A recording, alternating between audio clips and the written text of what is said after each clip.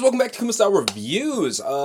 This one was honestly an unexpected surprise, and not in the sense of getting them, because obviously I purchased it, got track, and knew it was coming or whatever, but in just how good it is and how much I enjoy it. So this is Fans Toys' FT-19 Apache, their homage to the G1. I think it's, I don't know what you call it. Is it still Season 1, Season 2, Season 3? Is it Season 3 after the 84 movie? But Springer, who was introduced there and became a more reoccurring character going forward or whatever. So this is a triple changing bot. First time a company attempted this one was Fans Toys' Fans Project's Defender, and that was what, 2012? And then a decade later, here he is in all of his masterpiece scaled glory. I will tell you guys off the bat, I am very smitten with this. Articulation qualms aside, it is very, very good, and I don't think you could ask for a much better representation of the character. So height-wise, all right, I'm looking at him here. He is about 9.5 inches tall. All right, so he doesn't do like the ab crunch and stuff like that. So when I'm doing the height on him, it's a pretty honest height assumption. So accessory-wise, he comes with an alternate green sword. Both swords become propellers for the helicopter mode. His blaster, instructions card, box. All right.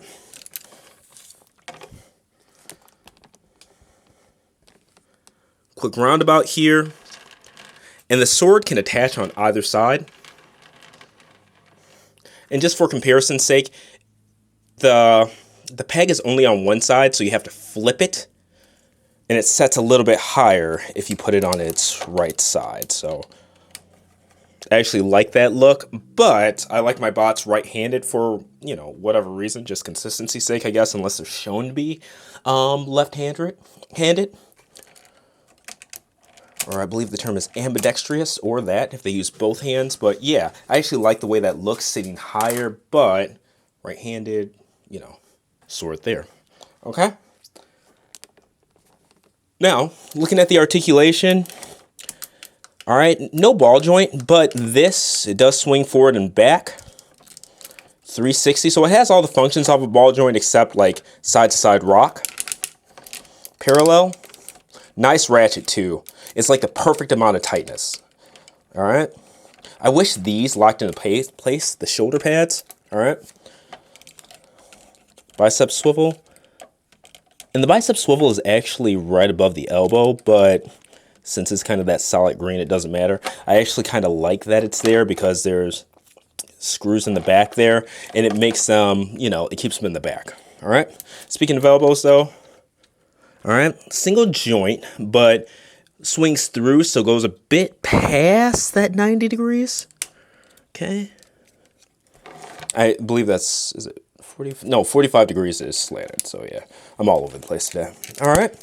So this has some leeway. All right. But you can do 360 there. Obviously, sword gets in the way if you keep it there. All right. So this back moves a little bit. All right. The front two skirts do move here. I'm just making sure we're still focused and good. All right. Now, I'm surprised at the hips.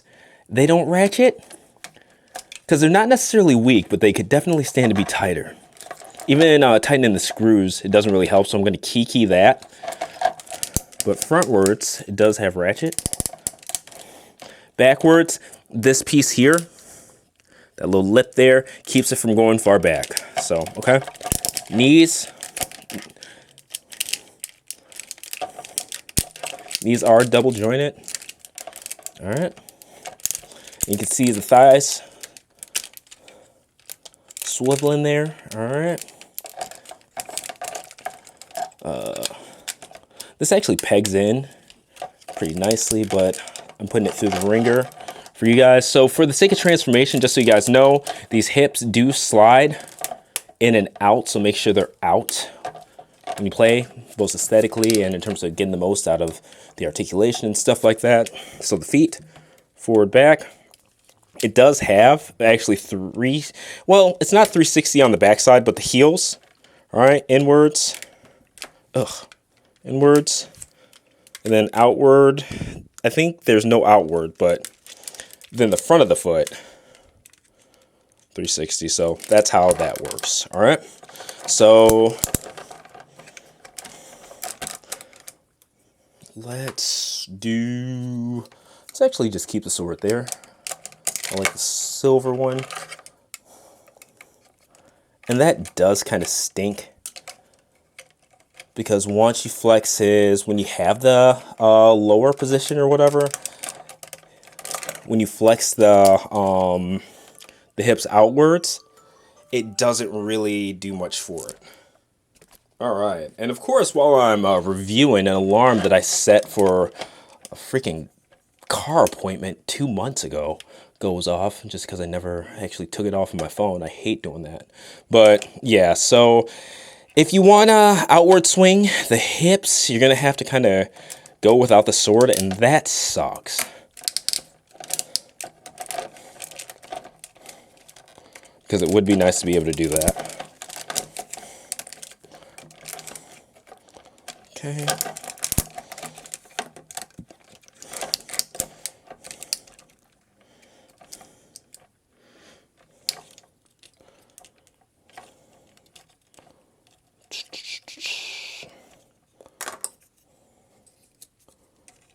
The gun pegs in, and I didn't go over the fingers, but we'll do that in a second.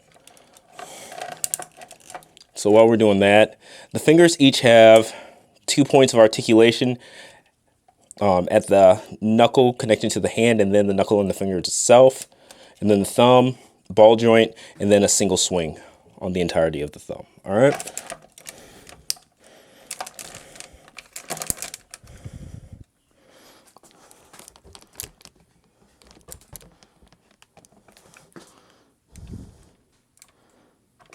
Up.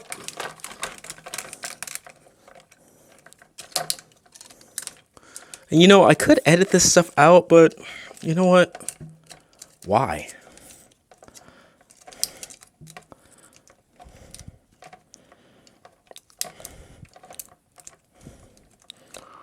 And one thing I wish is that they have these pegs in, but they have this little round piece on the pegs as well. There we go. I didn't have the gun extended out enough. So that's on me.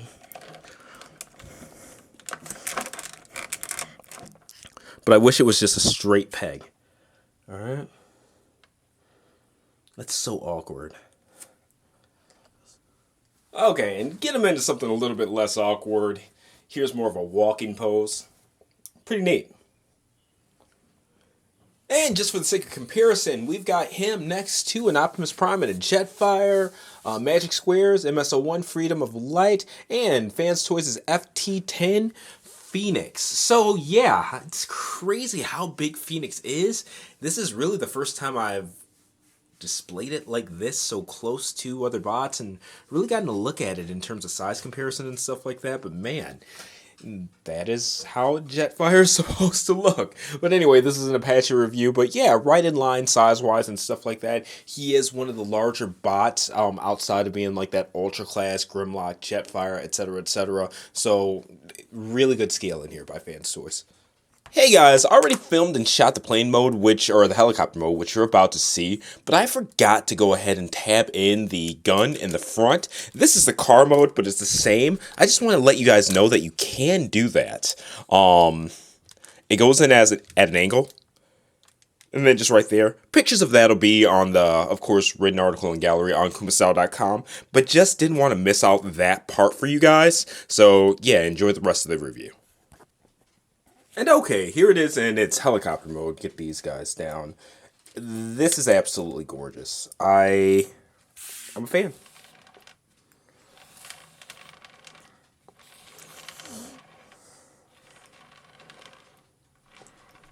Very, very big fan. So propeller rotates just fine and everything like that. Do these turbines go in the back? I did forget to push his wheels in.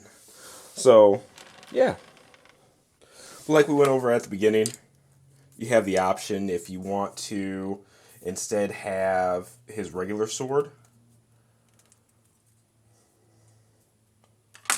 as propellers. That's more than fine too. I actually prefer the green just because of the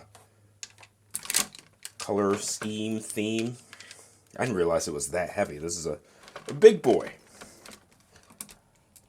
When I just pushed down right there to do that, it did that.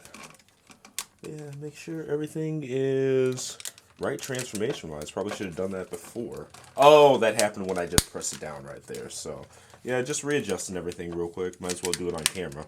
So, handling this thing, there are a couple of tabs on the side here that tend to pop out. Not necessarily easily, but again, when you're handling it, just kind of watch the sides because they're not deep tabs. Like, they peg in well, but they're just not, again, just not deep.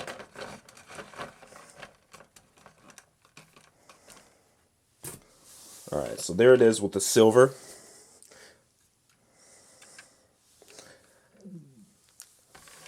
And you know, sitting here looking at it now, I hate being flimsy in terms of opinion on camera, but they both look really good.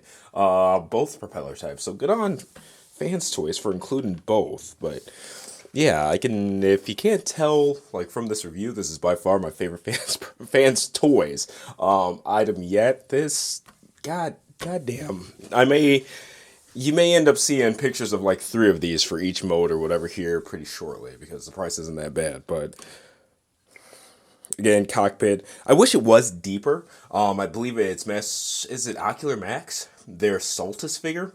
It actually has a deep cockpit where you can fit in like the minifigures that have come with previous Masterpiece scale toys. I wish it had that, but outside of that, holy shit. The aesthetic on this thing is just it's really nice. Really, really, really nice. And I think it's one of those things to where I'll try to relay it the best I can in terms of photography, but Jesus Christ, like just having this thing in hand, like actually holding this. And Springer's one of my favorite Transformers. So to get this and get so much love for his alt modes and stuff like that too, it's good. It's good. Alright, and here's one of its alt modes, the car mode. Pretty neat stuff. It does have the opening cockpit, even though you can't fit a figure in there or anything like that. So massive. It's so neat to see just this at Masterpiece scale in general. The gun can tilt, which is neat. Now, I don't know if it's just my copy or a universal thing. It's not that all 4 wheels don't touch evenly. They do. But some of mine are just like they're tapped too far, like into the arm. These ones spin okay, but like this one in particular, like where this one free spins, the other one just plain doesn't. I even tried some shock oil in there. It's just too tight to there. So I don't know if I can loosen that up or what. But yeah, overall, it's pretty.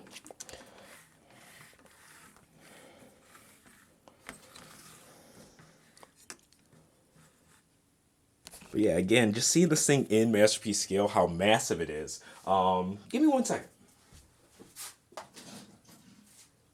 I just happen to be 2 feet from the old Fans Project Defender.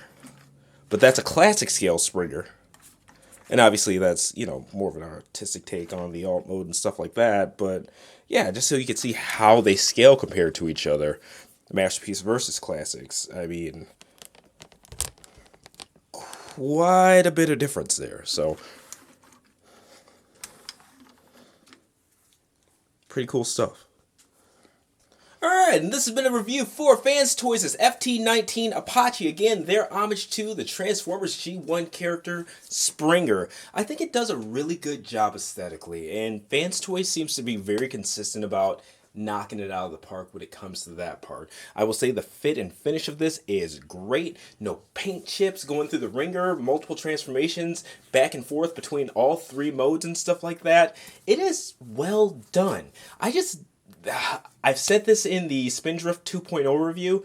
Their articulation style just isn't for me. It's very dated in a sense. No ab crunch and things like that. They just don't really cater to people who want more dynamic poses out of their products, and I don't understand why, especially at the prices which range on average between $200 and $300. So that's something. But just in terms of having a Springer on display, man, aesthetically, I couldn't ask for better. Like, this is going to be not necessarily a centerpiece, but it's definitely going to be a standout one on my shelves, and I think anybody's who chooses to buy it. So take this review for what it's worth. Let me know what you think in the comment. Like, share, subscribe, and I will see you next time. Make sure to check out the full written article and gallery on kumasal.com. Support the site too, and I'll see you next time.